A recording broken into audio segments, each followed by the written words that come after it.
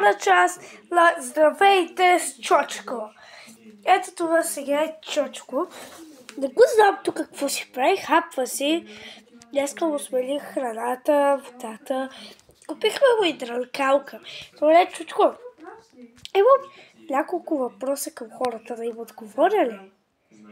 Вижте обаче едно нещо сега.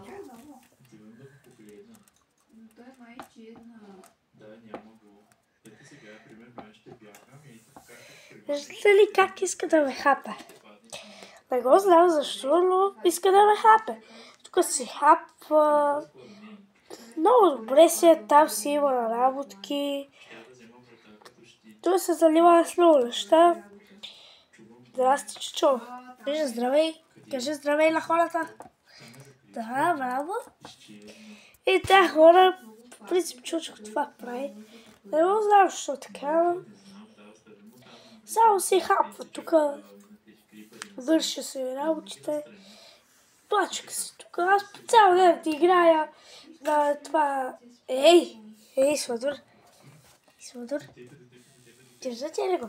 Держате ли го? Какъв е Сладур? Близък план ви правя. Ето сега план ви правя хора на Чочко. Да се види хубавото пиле. Ето да го видите, пиленцето. Още по-близко.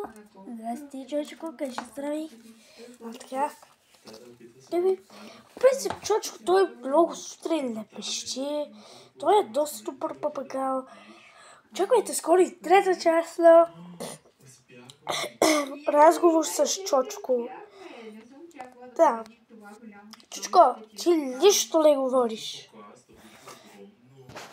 Ей, ти що така правиш, бе? Що искаш да ми хапиш? Като го завик повици се, бе? Като ми пагалчо, бе? Чакайте, че го изголих. Ами, хора, like and subscribe. 50 абоната, пак ви моля. Много ви моля, просто, guys. Дайте да направим 50 абоната и да ви гледате стримовете. Аз ще правя дълги стримове на PlayStation, ще правя навсякъде стрим. Вие не знаете какво ви очаква. Ами, тънта и времето почти свърши. 3 минути почти минаха. Ми хора, аре чао. Чочко, казвай чао. Аре, ако захъпеш, ще захъпеш. Виждате ли, казвай чао. Аре хора, бай, бай.